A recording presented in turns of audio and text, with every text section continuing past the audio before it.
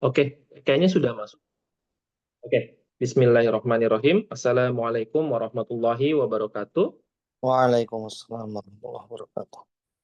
Alhamdulillahi wahdah, wassalatu wassalamu ala man la nabiyya ba'dah. Allahumma ya muqaddihal abwab, wa ya musabibul asbab, wa la dalilah anil haidin, tawakkaltu alaika ya rabbal alamin, ya uqalifu amirin Allah, innallaha basirun bil ibad. Terima kasih atas kehadiran terutama Ustadz Adinantera ya, di pertemuan yang sudah kita agendakan, insya Allah 2 pekanan rutin ini. Dan teman-teman nih yang sudah menyempatkan untuk hadir, baik yang sekarang langsung maupun yang insya Allah nanti mendengarkan rekamannya begitu di YouTube.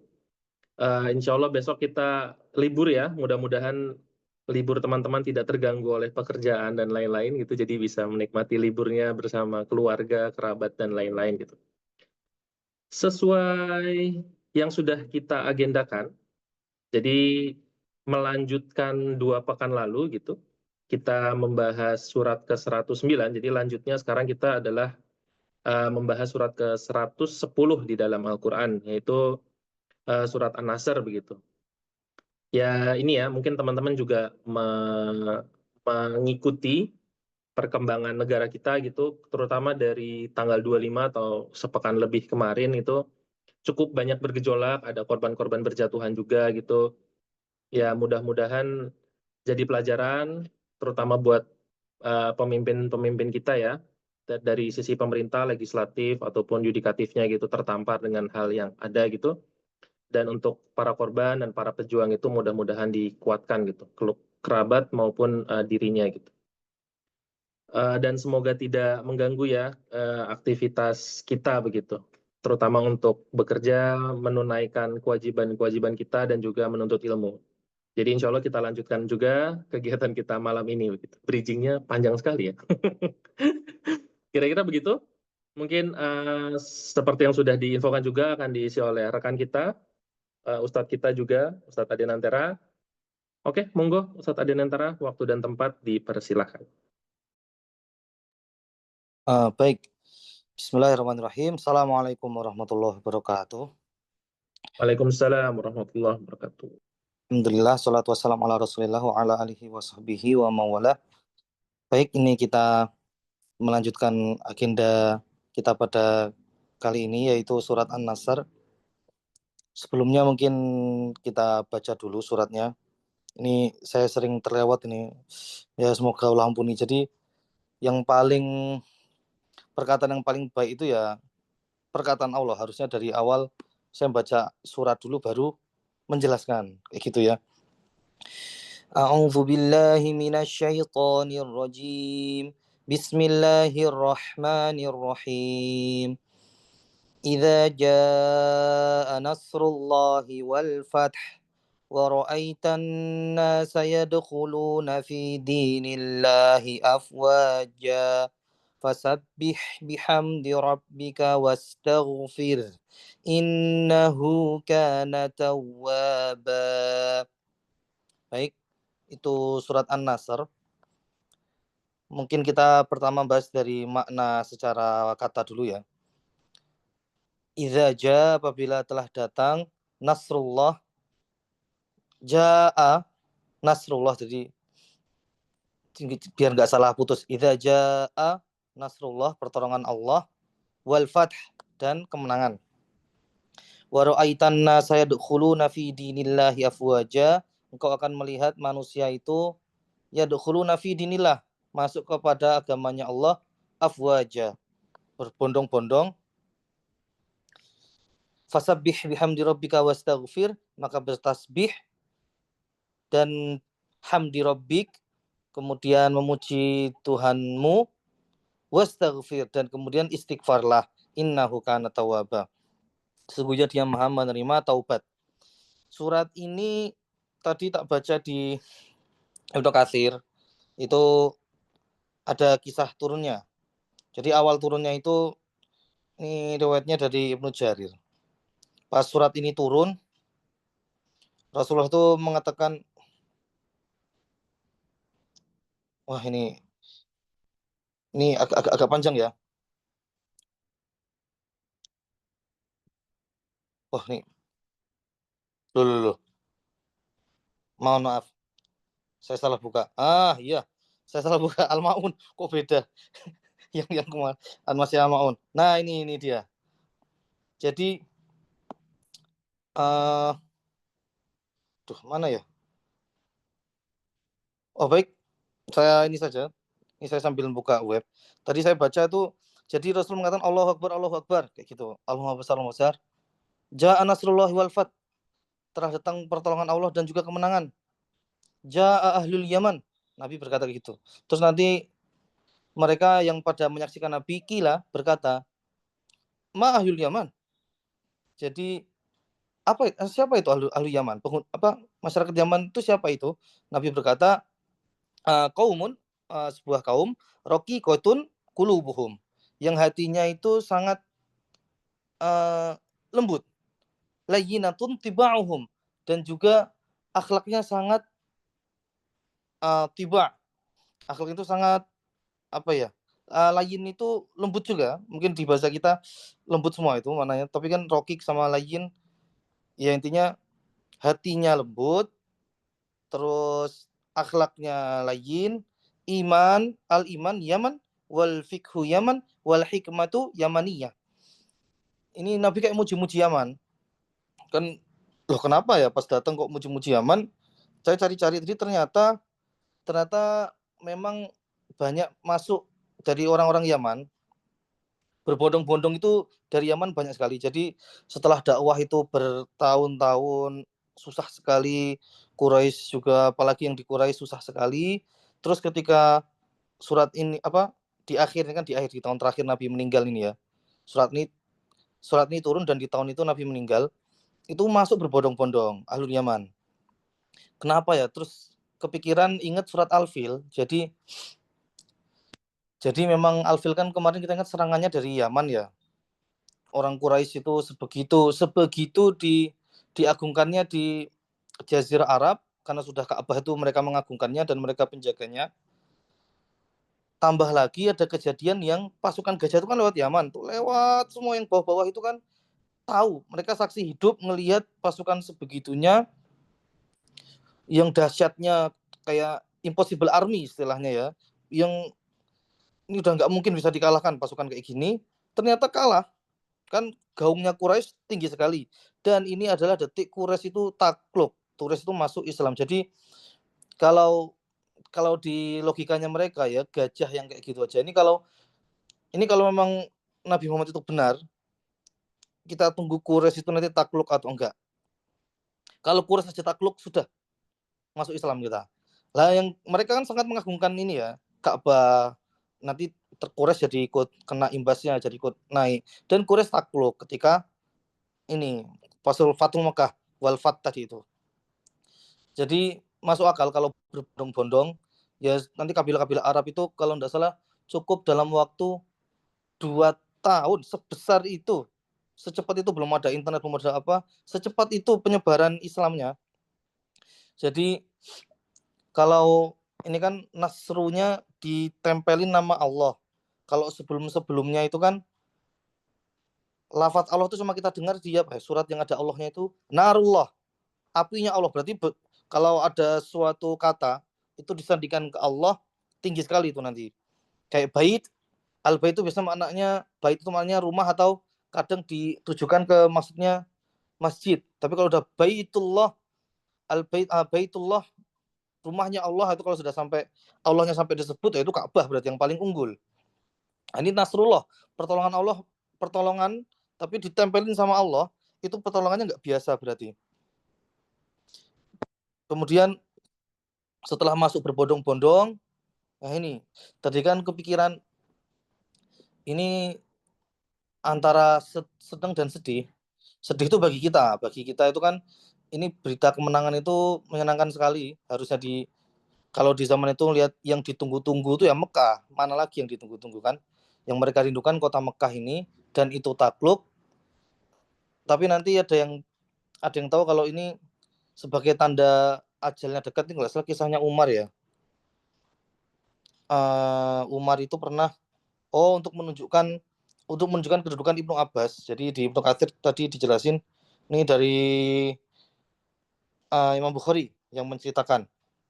Jadi Khalifah Umar itu suka masukkan Ibnu Abbas ke dalam kelompok orang-orang tua. Dan yang pernah ikut perang Badar lagi dimasukkan ke sana. Sampai orang-orang yang tua-tua itu jadi nggak enak loh. Kok Indonesia masih kecil banget. Kok udah digolongkan sama kita, padahal di antara kita loh punya anak yang kayak gini juga kok nggak dimasukin sama Umar. Nah, ini cara Umar menunjukkan ke mereka kenapa Ibnu Abbas itu jauh sekali berbeda. Dibacakan surat An-Nasr ini. Bagaimana pendapat kalian tentang makna firman Allah Subhanahu wa taala, "Idza jaa nasrullahi wal fath." Mereka mengatakan, "Oh, diam." Mereka cuma diam. Ya nggak tahu yang mana, cuma datang pertolongan. Tapi Ibnu Abbas berkata, ketika ditanya Umar ya, berkata itu merupakan pertanda dekatnya ajal Rasulullah Shallallahu Alaihi Wasallam. Jadi pas ada perkataan kayak gini kan berarti ini kalau sudah menang tugas Nabi itu sudah selesai. Umumnya kita ya paling nggak disuruh, kalau kita dikasih tugas suruh bangun apa-apa dan sebagainya, dibiarkan kita tuh menikmati bentar lah. Kalau sekarang tuh kayak apa ya, perjuangan mungkin saudara kita di Palestina, di berbagai tempat-tempat yang kita itu masih agama ini belum tersebar, sholat susah, ini susah, segalanya susah untuk beragama. Terus kita memperjuangkan, tapi pas sudah menang, nggak sempat ngerasain itu, mbok santai dulu apa, tapi langsung diambil. Wah, ini berarti kalau ada yang kayak gini, berarti dia termasuk orang pilihan Allah. Berarti memang tidak seperti perkataan Umar ya, berarti tidak dibiarkan Allah itu kebanyakan dapat nikmat dunia. Kan kalau harusnya kalau ini ya dibiarin bentar lah, dibiarin bentar dapat ngicipi dunia. Tapi kalau orang paham lebih dalam, berarti sebenarnya kalau kita agak lama berarti kita kalah kedudukan sama orang yang nggak sempat ngerasain. Ini kayak perkataan Umar ketika menaklukkan Persia. Abu Bakar itu kan menaklukkan beberapa tempat tapi belum sampai merasakan dunia. Pas giliran Umar melakukan Persia itu sedih minta ampun Umar. Umar sedih sekali. Ini kok ini beda sama kayak logika umumnya orang ya. Jadi memang kacamatanya tuh tajam sekali sampai akhirat ya. Umar itu ngelihatnya kok ini dapat di zamanku. Jadi loh, kalau kita kan pengen perjuangan kita ngelihat hasilnya lah. Tapi kalau Umar ngelihatnya, oh ternyata aku tuh ternyata Abu Bakar lebih Allah cintai daripada aku. Kayak gitu kalau Umar ngelihatnya. Karena Abu Bakar nggak sempet tuh dapat hasil jerih payah usahanya itu.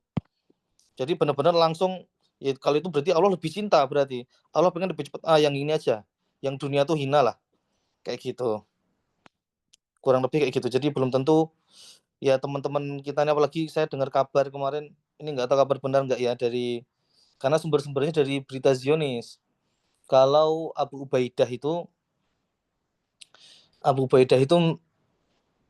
sudah meninggal, sudah terkena tembakan dari mereka. Itu kan ya ini orang yang berjuang sejak lama, dan nggak cuma Abu Ubaidah, banyak sekali warga Palestina itu yang berjuang dan sampai sekarang masih belum melihat kemenangannya ya.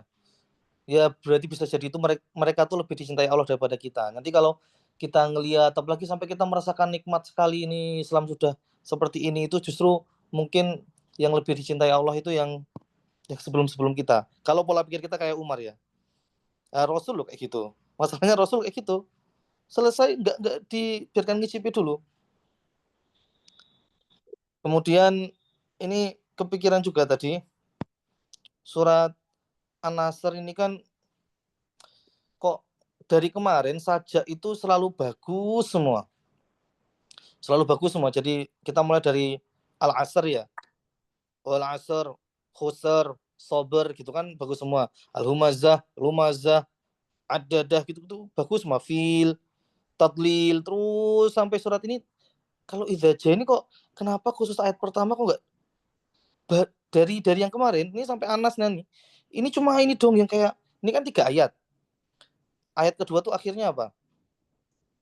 Afwaja, itu kan hidup kan atau kenapa enggak wa fatha, anasrullahi wa fatha, atau idza jaa nasrullahi wa fatham mubina gitu harusnya. Afwaja, tawwaba. Kan kalau sajaknya gitu. Kenapa kok beda? Ini kenapa ya? Saya juga nggak tahu. Aduh, aduh. Tadi kayaknya saya sempat kepikiran.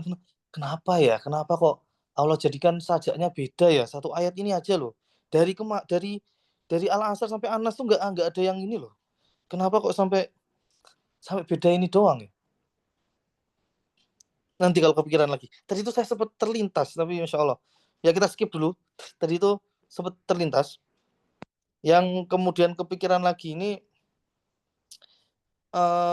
An-Nasr itu kan, ini kemarin kita coba kaitkan sama surat-surat sebelumnya. Diletakkan setelah Al-Kafirun. Nah ini kenapa? Jadi coba dipikir. Kemarin Al-Kafirun. Terus An-Nasr. Oh, apa mungkin ya. Jadi namanya kemenangan pertolongan itu mustahil kalau belum ada konflik. Mustahil ada kemenangan, ada An-Nasr, pertolongan Allah, kemenangan. Kalau belum ada konflik. Jadi surat sebelumnya itu surat tentang konflik dulu. Kalau nggak ada konflik, ya logikanya kalau nggak ada konflik ya gimana menang apanya. Jadi memang proses mendapatkan kemenangan, pertolongan Allah itu pasti bahkan melewati banyak pertikaian, banyak sekali ujian. Apapun itu ya, kalau menang di dunia ya ujian dari hawa nafsu, pasti melewati konflik. Mustahil ada pertolongan Allah kalau nggak konflik dulu. Dan di Al-Kafirun itu, jadi Al-Kafirun itu kan akhirnya lakum dinukum waliyadin. Ini penyelesaian konfliknya. Kalau kita belum tuntas, belum selesai nih kita masalah ini, benar-benar kita tuh sepenuhnya lakum dinukum waliyadin, kayak tauhid ya. Jadi agamaku ya agamaku, ini agamamu ini kalau belum benar-benar sampai tuntas ya belum bakal masuk surat An-Nasr. Jadi pertolongan itu belum datang kalau ini belum sampai benar-benar tuntas. Kalau kayak di bidang kemarin kan pendidikan ya, sering ke pendidikan itu ya, kalau kita belum benar-benar pendidikan kita itu yang tidak terpengaruh oleh barat, yang benar-benar ini dari Quran, bahkan inspirasi apapun, kita mau belajar matematika apa dan lain sebagainya itu kita mau lewat Quran dulu, atau segala macam ilmu itu tahapannya kita udah dapat Qurannya dulu dan sebagainya. Jadi kalau belum benar-benar ini bersih agama kita, ya nanti pertolongan Allah itu penuh. Kayak kenapa Israel yang sebegitu kerasnya itu, begitu kuatnya itu, Amerika loh manut. Amerika itu udah sebenarnya kempot-kempotan, mereka kok ngasih bantuan terus dan ngikut aja. Bener-bener kelihatan katanya negara superpower, tapi kayak kalau sama Israel tuh manut banget, ngeluarin apapun tuh loh, kayak all out loh, kayak sebenarnya jadi bosnya siapa sih gitu.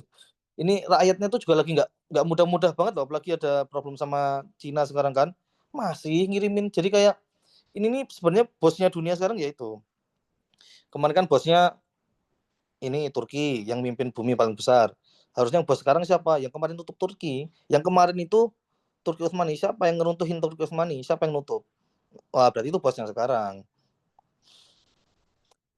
Sampai sini ntar. Saya tadi kok sampai sini. Oh, lakum dinukum waliyadin. Kalau ini belum tuntas, ya berarti pertolongan Allah itu masih belum datang.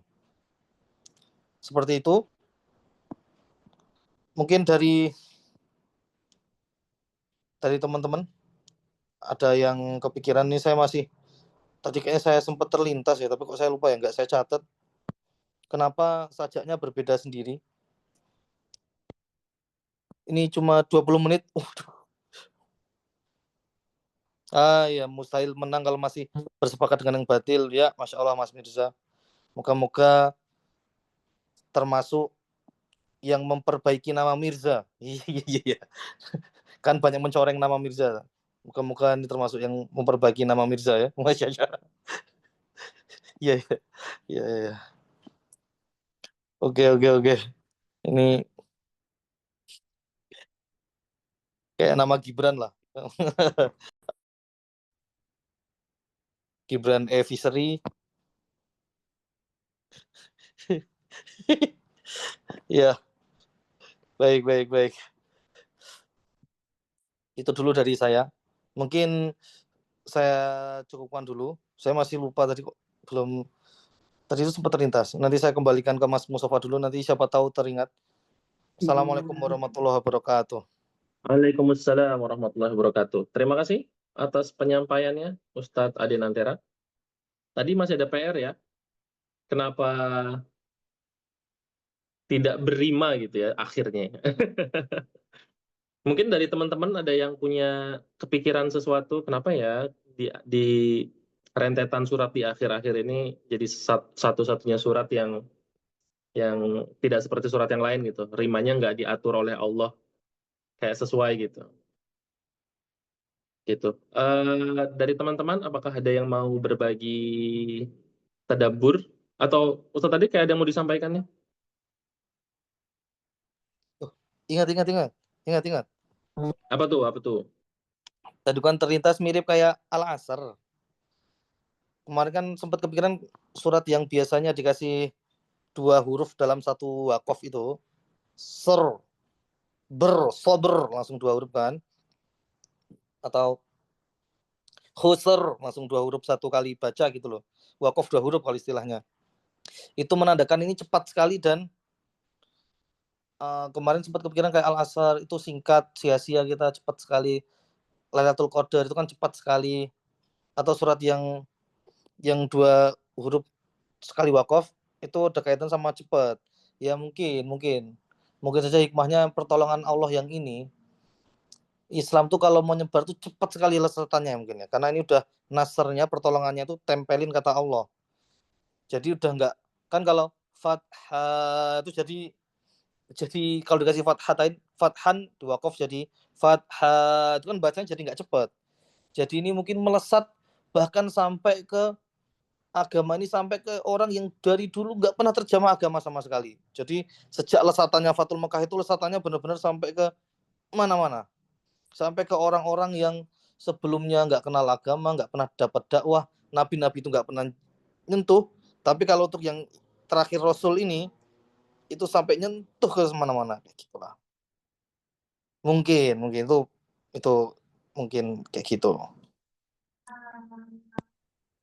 Ya, Bisa saya jadi, bisa kembalikan. jadi. Jadi. Bisa jadi. Ada teman-teman yang mau berbagi tadabbur atau bertanya mungkin? Boleh bicara langsung atau dalam chat. Kok mungkin deh, tuh dari Ade Yahya.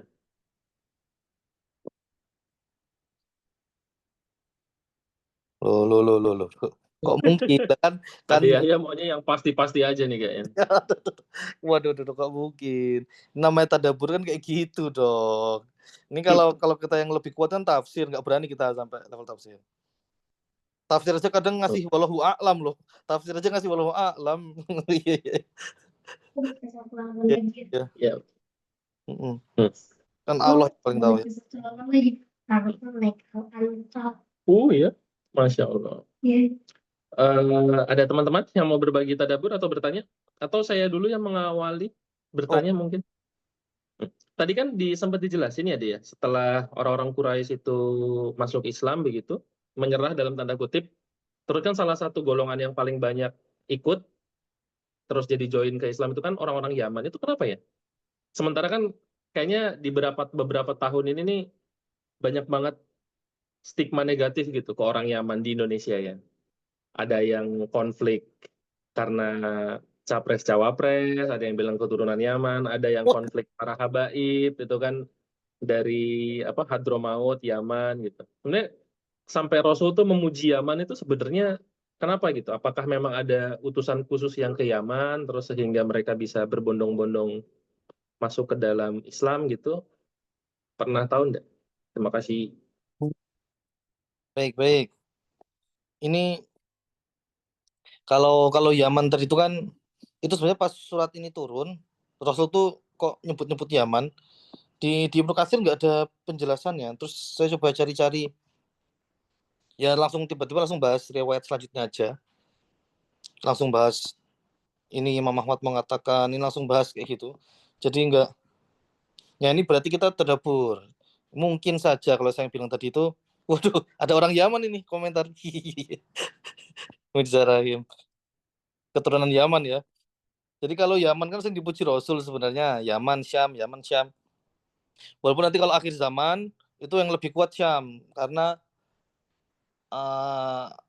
ya macam-macam lah alasannya. Tapi ada hadis yang pas di akhir zaman tuh nanti ada huru-hara dan sebagainya, itu pilih yang Syam. Yang Syam tuh dia lebih kokoh. Tapi Yaman tuh bukan jelek, tapi yang lebih kokoh Syam. Kalau nggak disebut ya berarti mereka lemah. Lebih lemah lagi. Disebut aja enggak kan. Kalau Yaman pas kejadian ini mungkin karena ini masih nggak jauh sama Abraha. Jadi kan saya pikir yang lewat Yaman kan penduduk Arab tuh langsung masuk Islam semua tuh. Begitu Quraisy kok takluk. Quraisy tuh kan gaungnya ngeri banget loh. Mereka nggak berani dirampas, Baduy aja yang nggak taat aturan, nggak peduli hukum-hukum sekitar, ngerampasin kabilah-kabilah, nggak berani sama Quraisy. Karena tahu, apalagi ada cerita gajah itu kan. Dan gajahnya tak pikir kan lewatnya dari bawah. Jadi mungkin yang pas Islam takut yang paling cepat di awal kabilah-kabilah itu dari selatan, dari arah selatan Mekah. Dengar kabar gini langsung rombongan dari selatan yang berbondong-bondong cepat sekali. Mekah sudah takluk tuh dari selatan.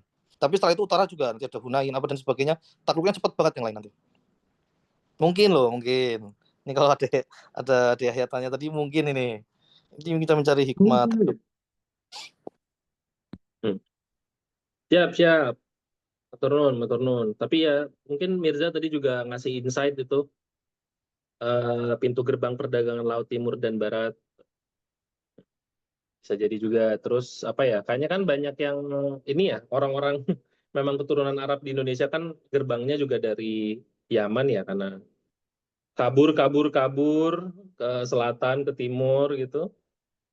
Akhirnya di Hadramaut nggak betah karena nggak ada apa-apa juga kan. Terus berlayarlah sampai ke timur-timur terus ke India, mungkin masuk ke Asia Tenggara sampai ke Aceh gitu.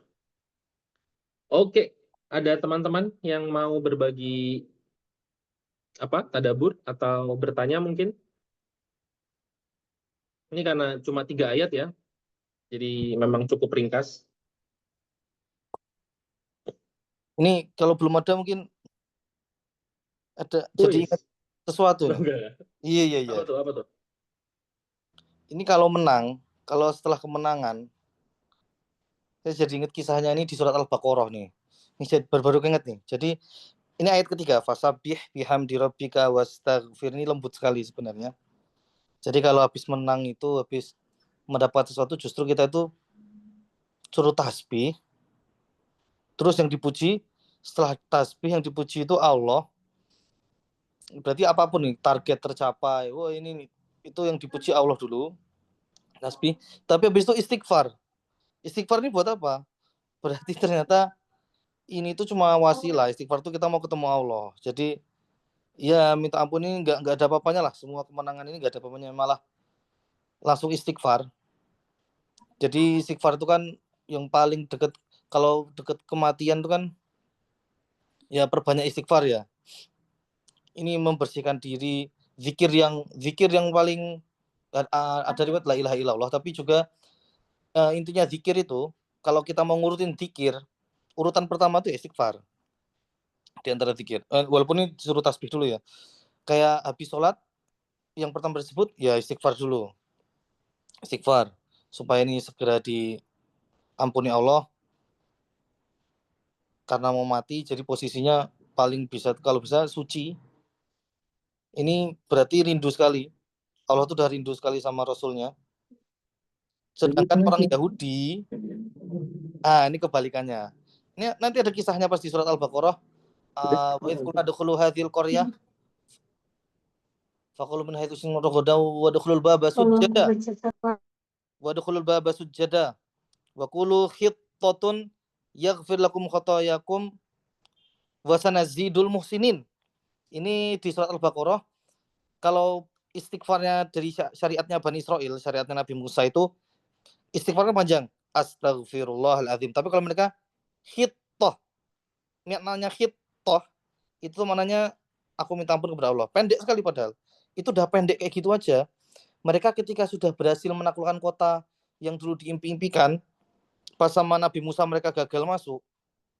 Kemudian mereka bisa masuk bersama Yusa bin Nun masuk ke kota itu. Ini kalau nggak salah itu nggak salah. Itu mereka hitoh aja orang Yahudi itu kok bisa kayak gitu, saya heran juga ya. Karena Allah kasih isi dari syariat minta ampun setelah penaklukan itu sudah ada sejak Bani Israel. Dan mungkin cuma beda bahasa. Hitoh mereka plesetkan jadi hintoh. Hintoh. Itu sambil mereka masuk kotanya bukan kepala dulu, tapi belakangnya dulu. Ini hintoh itu artinya gandum. Jadi harusnya istighfar, tapi mereka balik badan. Itu nanti coba baca di tafsirnya apa? Kisah-kisah Bani Israel pas penaklukan kota itu, mereka masuknya kayak gitu. Ini nggak sopan sekali. Hintoh itu kan gandum, gandum, gandum. Disuruh istighfar bilang gandum terus badannya dibalik masuknya. Ya kayak gitulah. Ini moga-moga kita nggak mirip sama kaum yang terlaknat. Kaum yang waktu itu kaum terbaik, tapi dari mereka karena terus melencengkan jadi akhirnya sampai terlaknat. Itu saja. Kalau ada yang mau ditanyakan lagi. Mantap. Dari teman-teman, kalau nggak ada aku mau ngasih insight mungkin. Insight aja, bukan tadabur, bukan. Jadi ingat, aku lupa tapi surat apa yang ini loh, yang apa wakul ja'al haq wa zahaqal batil itu loh. Nah itu kan aku pernah dengar ceramahnya Habib Rizik apa ya? Habib Rizik tuh bilang kebanyakan orang tuh kalau menceritakan ayat ini tuh cuman yang wa zahaqal batilnya doang. Terus apa namanya yang inal batilah kana zahuqo ya. Itu ya apa kayak kayak ya udah yang batil tuh pasti lenyap. Padahal kalau kata Habib Rizik tuh ada syaratnya. Syaratnya itu kita harus mendatangkan yang hak dulu. Nanti secara natural, secara alamiah itu nanti yang batil tuh pasti lenyap. Gitu. Makanya jadi di zaman dulu kan Habib Rizik kan giat sekali amar ma'ruf nahi mungkar ya, terutama nahi mungkarnya gitu. Nah itu ya kalau ilmu dari beliau itu pesan dari beliau ya jangan dipotong-potong ayatnya gitu. Jadi kalau bisa ya datangkan dulu yang hak baru nanti yang hak batil tuh akan hilang. Jangan kita cuma nonton doang gitu. Gitu paling dari teman-teman ada yang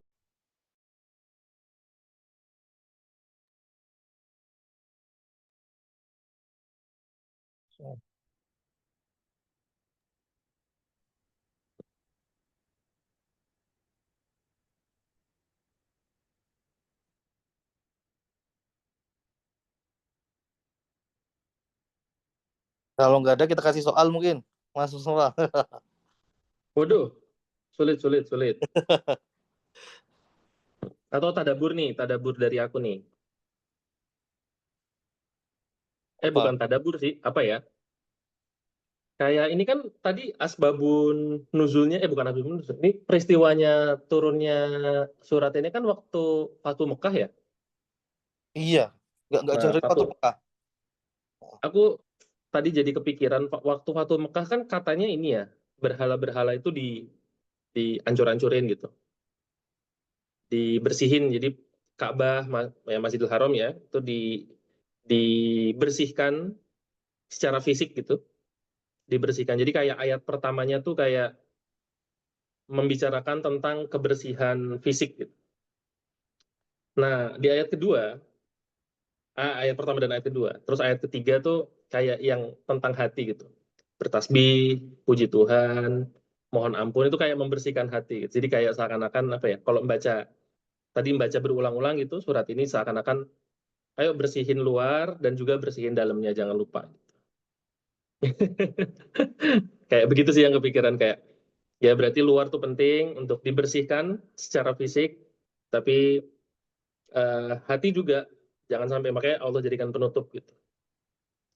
Yaitu dengan yang tadi Ustaz tadi sudah sampaikan gitu dengan bertasbih terus ya dengan memuji memuji Allah gitu terus mohon ampun. Gitu sih paling bahwa kita harus bersih-bersih terus luar dalam luar dalam luar dalam tuh harus imbang bersihnya. Begitu paling.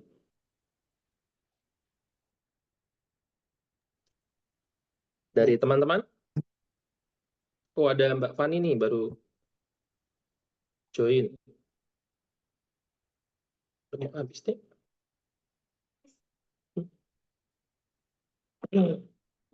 Tak ada. Mbak Sa'ada.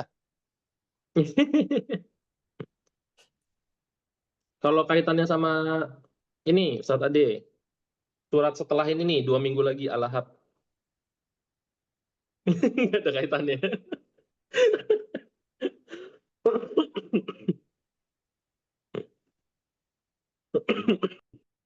Kayak beda tema ya. Atau harusnya kan ada kan.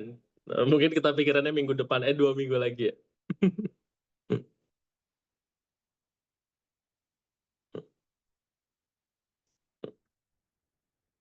Gimana teman-teman?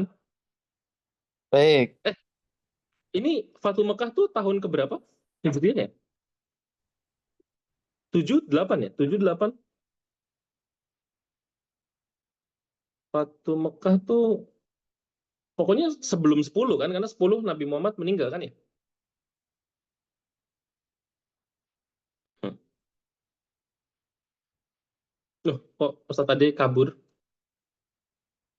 Oh enggak ya?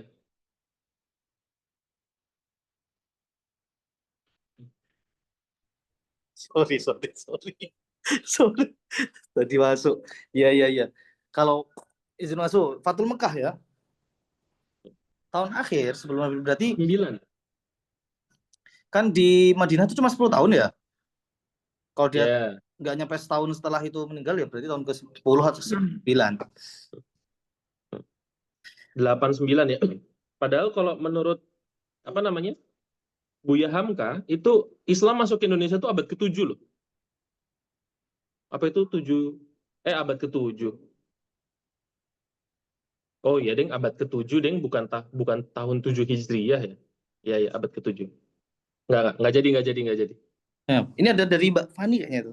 Oh iya, dari Mbak Fani nih. Bagaimana cara kita menerapkan pesan surat An-Nasr dalam kehidupan sehari-hari meskipun tidak sedang berperang? Oh, gimana tuh, Ustaz Aden? Satu dulu ya, nanti yang biar satu-satu. Oke, baik. Itu kalau nggak lagi berperang itu fisik mungkin. Kalau di Indonesia kan nggak ada perang fisik ya. Kalau kata Mas Mustafa tadi pas itu. Jadi kalau yang bersih-bersih fisik emang enggak. Tapi kalau di An-Nasr yang hati tadi itu kan tuh perang terus. Ini sebenarnya kait nanti ada di surat An-Nas sama Al-Falaq. Tapi kalau dijelasin nanti kita nggak jadi ada pertemuan ya. Kalau An-Nas Al-Falaq itu nanti ada peperangan juga di An-Nas Al-Falaq itu. Ini pasti ada terus. Apalagi kalau hati. Kalau hati itu dibersihkannya berarti tujuannya udah tadi mungkin kalau perang itu kalau kita implementasikan kehidupan itu kayak kita ada targetan duniawi. Ya tetap muslim tuh dunianya entah dia ingin mencapai keagungan peradaban lah, keagungan masyarakat, peradaban yang maju apa dan sebagainya itu kan fisik. Tapi ternyata yang lebih utama itu hati di akhir ayatnya itu. Ini kayak kayak ini apa? Siapa Sultan Muhammad Al-Fatih.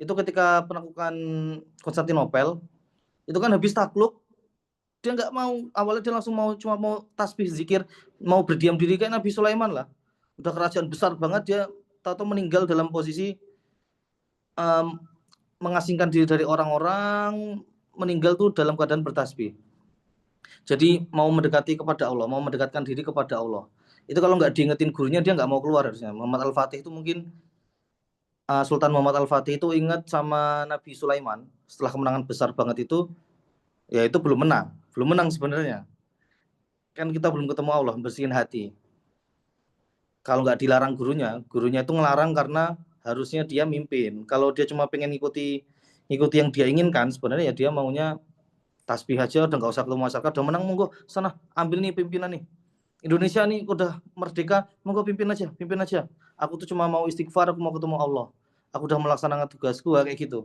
ini karena hati itu lebih lebih dahsyat daripada yang fisik perang yang di sini gitu ada dua ya Hmm. kemana Yang pertama dulu, apakah sudah menjawab atau ada follow up question mungkin dari Fani? Jadi ini ya, jadi sehari-hari, oh cukup, sehari-hari kita berperang ya sebenarnya ya. Hati kita bergejolak melawan hawa nafsu, melawan apa ya, bisikan setan gitu ya, dalam bentuk jin dan manusia. Karena kita punya musuh ya, kayaknya kalau kita merasa di jalan yang lurus, tapi kita tidak menemukan musuh tuh jangan-jangan jalan kita bukan jalan yang benar gitu. Kata guru tuh begitu. Pertanyaan kedua, apa contoh tanda kutip kemenangan kecil dalam hidup seorang muslim dan apa sebaiknya sikap kita setelah mencapainya? Kemenangan kecil, mungkin Eh, kalau belum jelas bisa diperjelas, Fani, pertanyaannya. Kemenangan kecil apa nih maksudnya nih?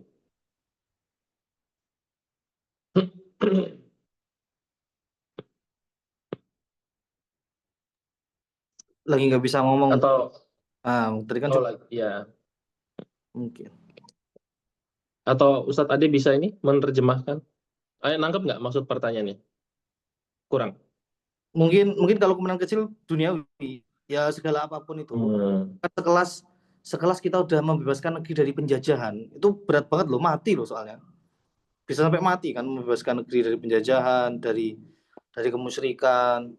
Itu kan mati, nggak cuma dakwah satu kampung, tapi ternyata yang kayak gitu aja duniawi itu kecil kalau dibandingkan sama kita husnul khotimah. Kita akhirnya tuh baik. Hati kita pas di akhir itu salim, udah nyerahkan diri sama Allah, udah bersih kayak gitu.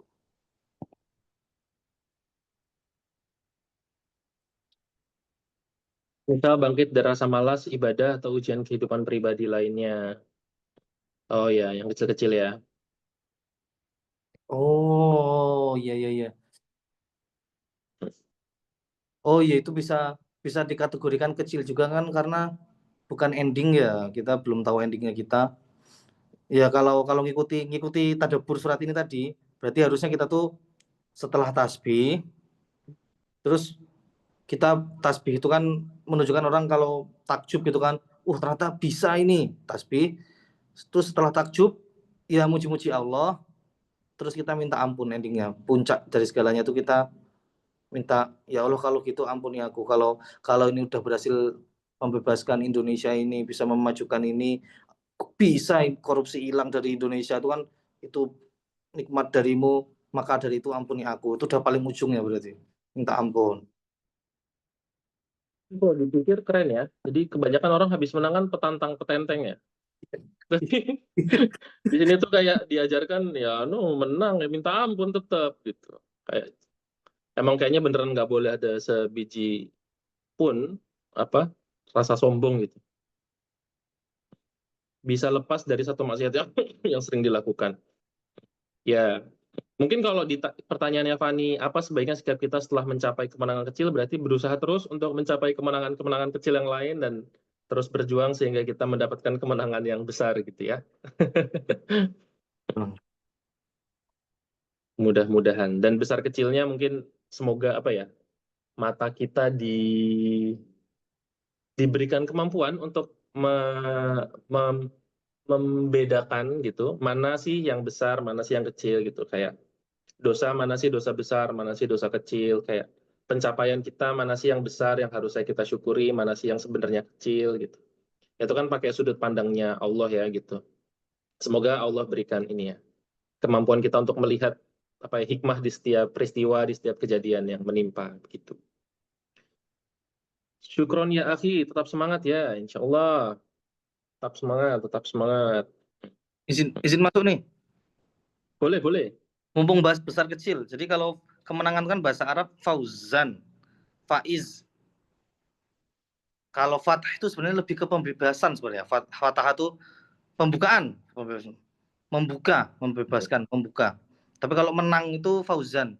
Kalau di Quran kalau ada fauzan, belakangnya entah azim, entah fauzan kabiro, fauzan itu pasti udah pas sudah masuk surga. Nah, gitu.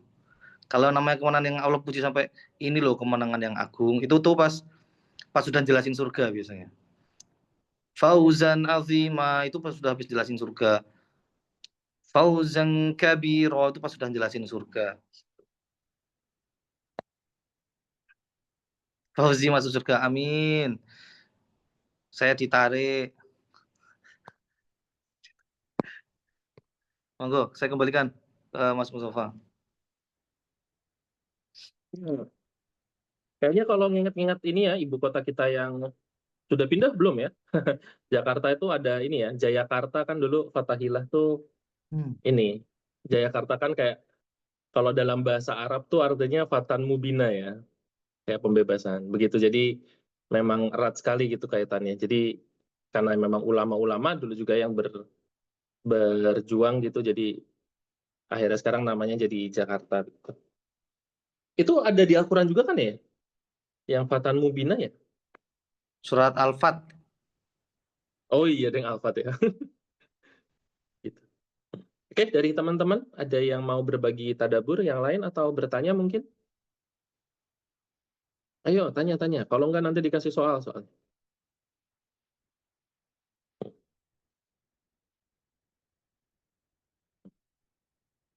Seru nih, pertanyaannya Fani seru. Fauzi tidak ada ini, Fauzi Mirza, nggak ada yang mau di sharing-sharing kah?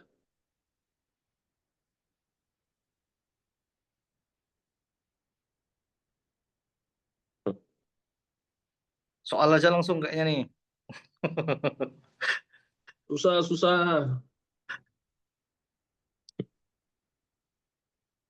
Iya Kalau ya, karena memang singkat juga ya. sebelum sebelum soal ada ini sih, ada tajwid yang mungkin bisa dimasukkan. Itu tawwaba. Jadi ada dua macam tasdid. Wow. Ada yang tasdidnya asli, ada yang tasdidnya karena hasil idgham. Hmm. Jadi kayak miwa itu wawnya ditahan. Karena dia harusnya minwa, wawnya aslinya nggak ada tasdidnya. Tapi karena Hmm. dikasih dari nun, itu harus ditahan. Min waraihim judur itu ditahan. Tapi kalau yang ini, waw yang ini, wawnya nggak ditahan karena dia tasdidnya asli. Jadi mungkin kalau yang ngaji kadang ada yang salah. Hmm. Karena tawwaba itu ditahan salah, salah. Itu tasdid asli beneran. Artinya tawwa jadi dinaber. Hmm. Dalam ilmu tajwid itu artinya naber itu ditekan. Tawwaba cuma ada dua huruf yang ada perbedaan sama-sama tasdid tapi nanti jadi berbeda. Ini huruf waw dan satu lagi huruf apa? Satunya dinaber, ditekan dan pendek. Tapi kalau dia yang tasdidnya nggak asli, itu dia didengungkan, dilewatkan hidung dan dipanjangkan. Selain waw satu lagi huruf apa? Coba.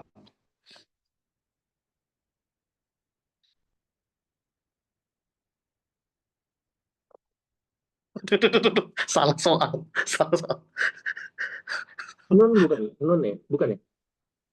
Bukan, kalau nun semua nun yang tasdid mau dia asli atau asli idgham, dia didengungkan semua. Semuanya dengung. Apa ya? Ada satu lagi selain wow. Ada satu lagi. Kalau nun selalu dengung, wajib dengur. Inna a'toinakal kautsar itu dengung semuanya. Ya. Weh, weh, weh, weh, weh, Oh, weh. Mirza di Oh. Jogja. Monggo. Fauzi, Oro tuh. Bener bener Mbak Fani itu. Iya. Iya, huruf iya. Kalau ro tuh kalau tasdid nggak ada yang ditahan, nggak ada satupun ro yang ditahan. Nggak tertahan. Ro itu arro, nggak ada yang ar, nggak ada yang sampai ditahan. Tapi kalau ya ada dua, sama kayak wow. Contohnya kayak iya kana itu iya kana dua iya kana stain itu ya asli Hmm. beneran tasdidnya. Jadi nggak boleh sampai ditahan. Tapi kalau yang ditahan wa mayya wa mayyamal itu yaknya bukan tasdid asli, itu harus ditahan. Wa mayya dan nanti beda loh. Ini masuk masuk tajwid nggak apa ya? Masuk tajwid ya, ini tambah-tambahan ya. Nanti beda Yes. ya yang tasdidnya nggak asli itu kalau hidungnya kita tutup suaranya berubah karena dia harus dengung dengung tuh lewat hidung mi harusnya suaranya berubah tapi kalau Hmm. yang ya tasdid asli hidung kita tutup atau kalau kita buka suaranya harusnya nggak berubah iya Iya. iya Oh. iya jadi bisa gini suaranya iya mi kalau yang dengung mi Hmm. i i i bisa harusnya beda gitu. Itu aja soal. Oh, ada lagi. Surat apa yang 3 ayat juga selain ini yang pendek-pendek? Ada 3 surat yang 3 ayat. Kok kayak Trinitas ketiga semua. Al-Kautsar, Al-Kautsar. Al-Asr. Asar. Sudah itu aja. Sudah dipelajari. Sudah dipelajari semua. Selesai yang 3 ayat. Oke, paling kalau sudah tidak ada pertanyaan, bisa kita tutup, nggak apa-apa. Ada yang belum keluar penjelasan atau apa hikmah, ibroh, tadabur dari Ustadz Ade, ada yang belum keluar kah? Atau sudah? Sudah kayaknya kalau dari saya sudah. Di pertanyaan juga nggak ada. Siap. Dari teman-teman sudah tidak ada yang bertanya lagi? Kalau itu kita tutup berbagi ibroh dan pertanyaan. Kalau sudah tidak ada, kita tutup. 3, 2, 1. Kita cukupkan ya berarti ya. Kalau begitu kita cukupkan.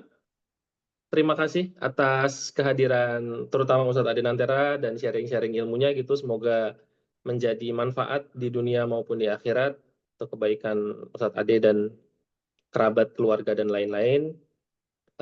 Dan juga semoga ilmunya itu jadi kebaikan buat kita ya, karena tadi ada banyak sekali pelajaran ternyata dari surat yang pendek ini. Memang benar kata Ustadz Ade tadi, sebaik-baik perkataan ya perkataannya Allah gitu, tidak ada yang menandingi ya. Banyak kayak tadi seperti kita apa namanya, kita jangan takabur begitu ya, kalau kita sudah menang kita tetap harus bahkan tidak hanya memuji Allah gitu, tapi juga memohon ampun begitu. Terus bahwa kita harus selalu berusaha untuk membersihkan bagian luar dan bagian dalam diri kita gitu. Dan kita menyadari juga bahwa mungkin peperangan tidak hanya fisik ya gitu. Jadi sehari-hari kita melawan hawa nafsu, melawan bisikan setan dalam bentuk jin maupun manusia gitu. Itu kita juga ada fighting, ada fight-fight yang kita alami mungkin detik per detik, menit per menit begitu. Oke, mungkin sekian. Insya Allah kita ketemu 2 pekan lagi. Semoga Ustadz Ade tidak bosan. Itu adalah 4 pertemuan terakhir berarti ya. Episode surat ke-111, 12, 13, 14. 4 lagi. Berarti episode 24, 25, 26, 27. Nanti kita tutup di episode 27 dengan surat An-Nas, insya Allah. Selamat berlibur besok. Dan happy Maulid juga. Semoga harusnya ini ya bisa Dikaitkan kita... sama Rasul. Kok Kenapa? lupa ya tadi? Kok nggak kita kaitkan sama Rasul Gimana? harusnya ya? Astagfirullah. Iya. Ini kan surat buat Rasul ya, astagfirullah. Iya, betul, betul, betul. Iya ya, kayak spesifik ya. Ampun, minta ampun sama Allah, astagfirullah. Iya, iya. Ini kan Semoga, karena Rasul. sekarang sudah masuk 12 Rabiul Awal yang menurut mayoritas ulama itu merupakan hari lahirnya Rasulullah. Semoga dijadikan momentum lah bagi kita untuk meneladani beliau gitu, mengingat-ingat lagi seberapa spesialnya beliau sampai digelari rahmatan lil alamin ya. Banyak orang bilang Islam rahmatan lil alamin, padahal di ayatnya itu Rasulullah itu rahmatan lil alamin gitu. Saking hebatnya Rasulullah ya. Kalau Islam, kata guru saya, tidak perlu diimbuh-imbuhi, nggak perlu ada Islam liberal, Islam moderat, Islam rahmatan lil alamin aja nggak perlu, karena Islam itu sudah paripurna begitu. Jadi yang rahmatan lil alamin itu Rasulullah.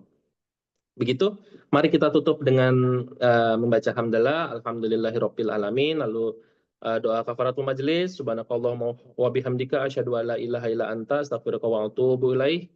Saya akhiri, terima kasih atas kehadiran teman-teman sekalian. Selamat berlibur, wabillahi taufiq wal hidayah. Wassalamualaikum warahmatullahi wabarakatuh. Waalaikumsalam warahmatullahi